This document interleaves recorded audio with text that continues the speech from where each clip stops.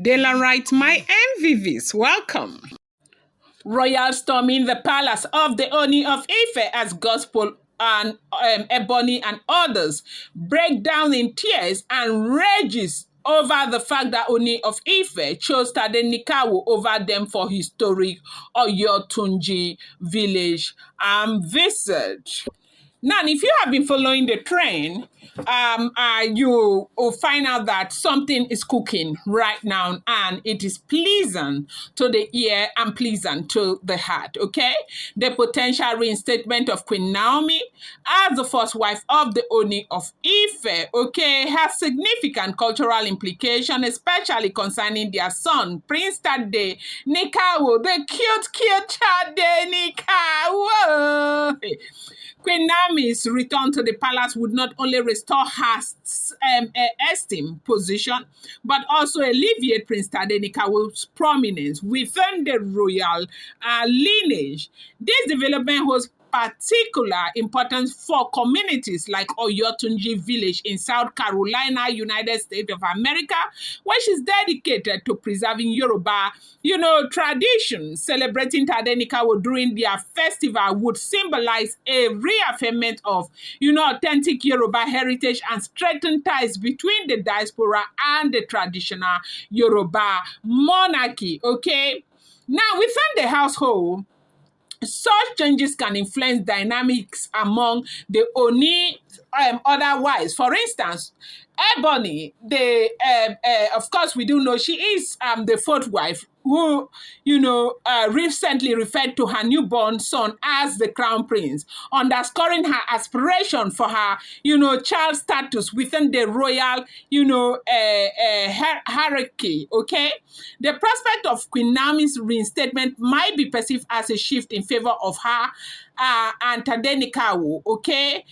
Potentially leading to feeling of displacement or rivalry among the other queens. These internal dynamics are often complex, reflecting the intricate nature of polygamy, royal setting, where issues of hierarchy, favoritism, and succession are ever important. Now, what is going on here?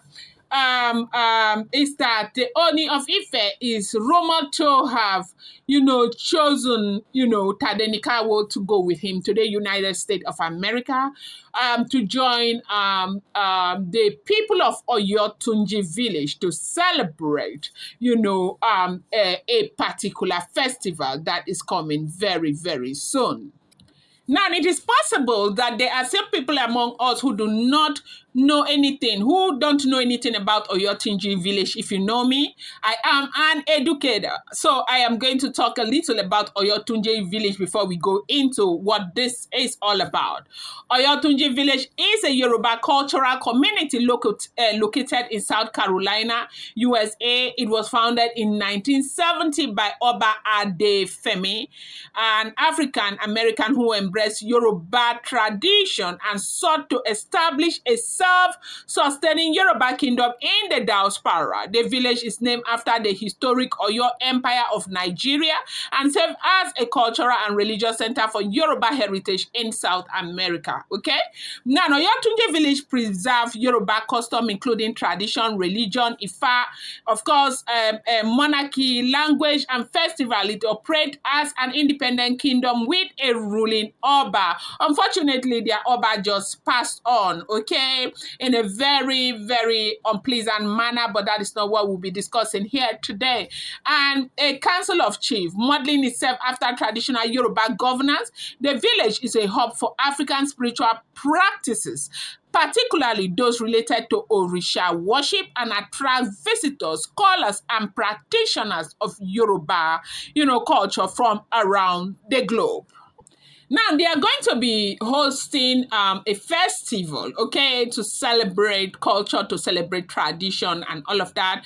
And the festival is likely going to happen before the Yoruba Council Worldwide meeting happens here. So right now, the wives to the Ooni of Ife, especially Ebony. Ebony has been thinking that she would go with the Ooni of Ife. You remember, if you have been following the trend, there was an event that unfolded at some point where she went to that village even without the permission of the Ooni of Ife. That is, if that information is correct, okay? And she went there, did all the stuff that she did, and she came back. She went scot-free, no wahala, no penance, and all of that. And now, only going there, you know that when the baby boy, her cute boy came, I'm talking about Ebony. Ebony thought that the boy was coming to seal everything between herself and the Ooni of Ife. Hence the reason why she introduced that boy to the world as the crown prince of the Ooni of Ife. People went after her. They dragged her like a pass your neighbor generator. They dragged her nose, her mouth, everything. How could you? How could you? How could you? And that was kept aside. And Ooni of Ife said to her, don't you ever, ever, ever do that. Again, I have a crown prince, and my crown prince is Tadenikawo. Now, it's all the information we are getting is the truth.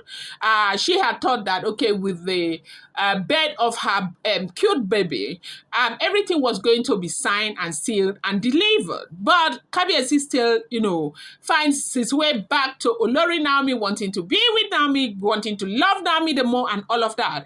And now, the tides have completely changed for our baby girl, Olori Naomi. Olori Naomi is getting all that she had always deserved to get. Everything is turning around for her good, just like the Bible say, consider it all joy when you go through tribulation, for the testing of your faith develops perseverance. And when the time comes, you will see why you have been through what you have been through.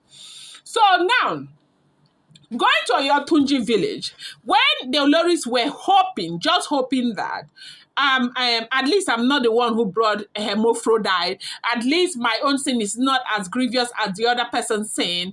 Maybe, just maybe, Kabiyesi will not want to go alone. Kabiyesi is going to go with me.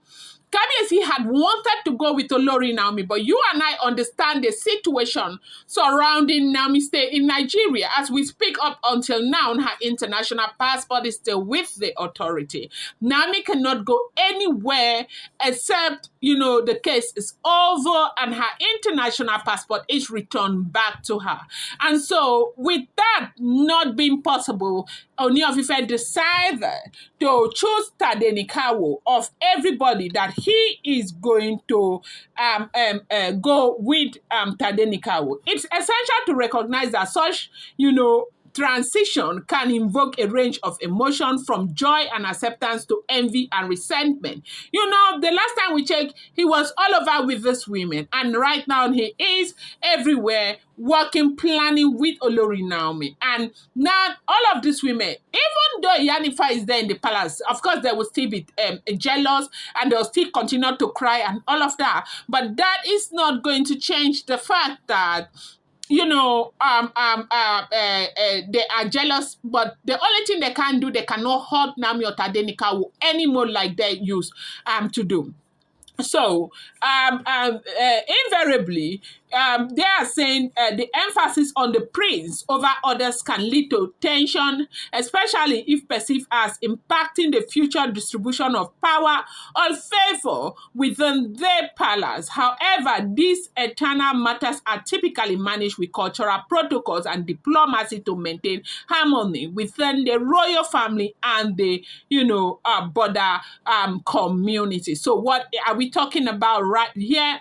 Ooni of Ife chose Tadenikawo. There have been a lot of, bad mouth. Some people have been, wagging tongue. Why has Tadenikawo become his wife right now? Sorry, what is he trying to do and all of that? And Ebony and other wives, they have been very upset. Now, you should be very grateful that they are not throwing you out of the palace just yet. And don't stay there and be squeezing and squeezing and squeezing. I said that when they carry goat, they won't go sell goat, go frown face, frown face, frown face. They go still sell them at the end of the day. And now they said, Ooni of Ife says, so shall it be that he is going with Tadenikawo. That Tadenikawo is the crown prince of the royal family, and nobody can change that, and nobody has the right to tell him what to do. In the absence of Olori Naomi, he is going with his son. And that is the drama that has just unfolded in the palace of the Ooni of Ife. Right now, I'm going to bring you more update. Do not forget that these are all alleged rumors, speculated, unverified information making the rounds on social media. I'm going to bring you more update and should not be seen as fact.